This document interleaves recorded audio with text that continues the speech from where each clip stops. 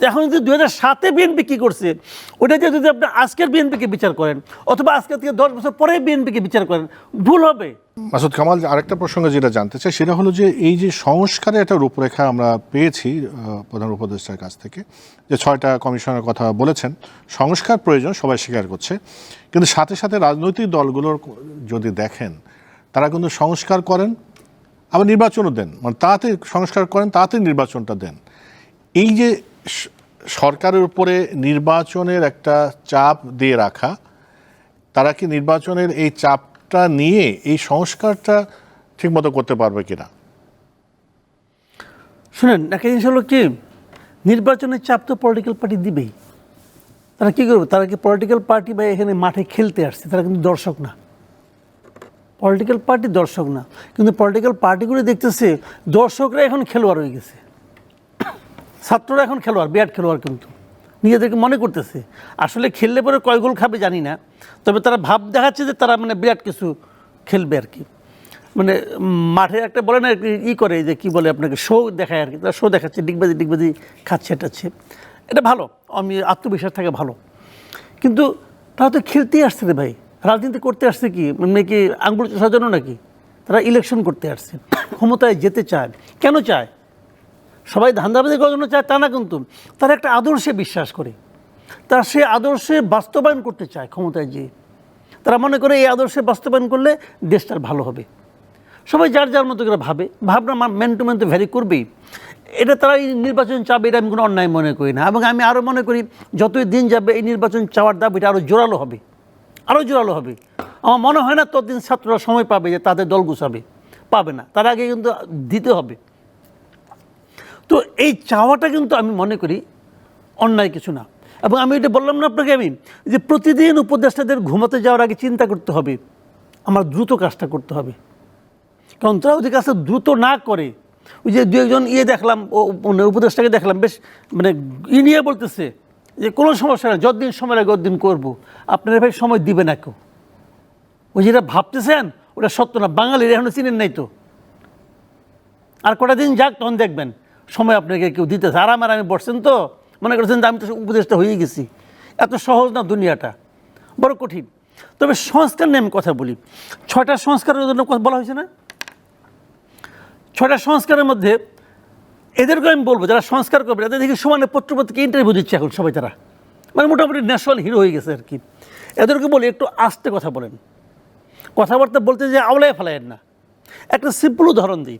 গতকালকে এই এই আমাদের এক লোক, মানে ওই একজন ওই এরকম মানে সংস্কার কমিশনের এক ভদ্রলোক, এই আমাদের বদিউল আলম মজুমদার সাহেব, উনি কিছু কথা বলছেন। সেই কথাটা কি বলছেন? উনি বলেছেন যে এই আওয়ামী লীগ যদি নির্বাচনে না আসে, আগামী নির্বাচনে, তাহলে এটাকে উনি মানে অবৈধ হবে বলে মনে করেন না, অগ্রহণযোগ্য হবে বলে মনে করেন না, এটা গ্রহণযোগ্য হবে বলেছেন। এই লোকে কিন্তু আওয়ামী লীগ সরকার আমলে বলেছিলেন বিএনপি না আসলে নির্বাচন বৈধ হবে না। তাহলে আওয়ামী লীগ আর বিএনপির মধ্যে পার্থক্যটা কি রে ভাই? পলিটিক্যাল পার্টি তো, ঠিক না? এই কথাটা কিন্তু আমি শাহজাহান খানকে বলতে শুনছিলাম যে বিএনপি না আসলেও নির্বাচন বৈধ হবে বলছেন, এবং সম্পূর্ণ আমি কালকে পত্রিকাতে খুঁজে বাই করলাম এগুলো। এখন আপনি বলবেন যে আওয়ামী লীগ আর বিএনপি কি এক? ওই সময়ের বাস্তবতার আজকের বাস্তবতা কি এক না, বাস্তবতার মধ্যে ভিন্নতা আছে। পৃথিবীর কোনো একটা সময়ের সঙ্গে আরেকটা সময় মিল নাই, সমস্ত সময়ের সঙ্গে প্রত্যেকটা মুহূর্তে ভিন্ন ভিন্ন। ওই যে বলে না যে আপনি কখনো এক নদীতে 2বার গোসল করতে পারবেন না তো, আসলে চেঞ্জ তো হয়ে যাচ্ছে। প্রশ্নটা হলো, আমি তখনও বলতাম, আওয়ামী লীগ বলতাম যে বিএনপি ছাড়া আপনি নির্বাচন করবেন। বিএনপি তো একটা পলিটিক্যাল পার্টি, তার তো কিছু সমর্থক আছে, এবং সেই সমর্থকের সংখ্যা আপনি আঙুল দিয়ে গুণে শেষ করতে পারবেন না তো। তো সেই সমর্থকের যদি 20% হয়, আপনি যদি কমায় ধরেন, খুবই কনজারভেটিভ হিসাব যে 20% আছে, এই 20% মানুষকে কি আপনি বঙ্গোপসাগরে ফেলাই দিবেন? ফেলাই দিতে পারবেন না তো। আপনি যেদিন জামাতকে নিষিদ্ধ করলেন, ওই দিনই বলছি জামাতকে নিষিদ্ধ আপনি করতে পারেন না, কোনো পলিটিক্যাল পার্টিকে আপনি নিষিদ্ধ করতে পারেন না যতক্ষণ সে রাষ্ট্রবিরোধী কথা না বলছে।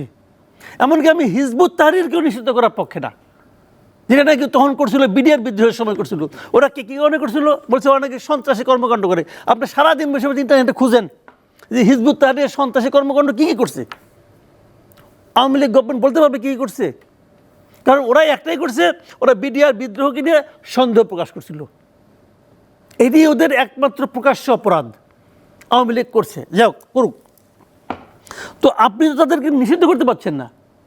যদি নিষিদ্ধ না করতে পারেন, অর্ধেক জনগোষ্ঠীকে নিয়ে বঙ্গোপসাগরে ফালাইয়া চুবাই দিতে না পারেন, তাহলে সেই সমর্থকদের যে দলটা, তারা যে দলকে সমর্থন করে, সেই দল নির্বাচনে না আসলে নির্বাচন অগ্রহণযোগ্য হবে না। বদিউল আলম মজুমদার সাহেবকে এই থিওরি সে কোথায় পেয়েছে? নির্বাচন ব্যবস্থা সে সংস্কার করব, তার সংস্কার কাজ শুরুই করে নাই। আমি তো তাকে নিয়ে এখনই সন্দেহ পোষণ করতেছি। আমি তো মনে করি তার সংস্কার ভালো হবে না। এদেশের একজন নাগরিক হিসেবে মনে করি তার সংস্কার একপাক্ষিক হবে। একটা পার্টি, আওয়ামী লীগের মতো একটা স্বৈরাচারী পার্টি, ধরলাম পার্টি স্বৈরাচারী, শেখ হাসিনা স্বৈরাচারী, শেখ হাসিনার আমলে আওয়ামী লীগ শেখ হাসিনার মতো করে কথা বলতো। শেখ হাসিনা বিহীন আওয়ামী লীগ তাই হবে? নাও তো হতে পারে। বঙ্গবন্ধুর আওয়ামী লীগ আর শেখ হাসিনা আওয়ামী লীগ এক ছিল? মাঝখানে তো মালিকগুলোর আওয়ামী লীগ ছিল, এক ছিল।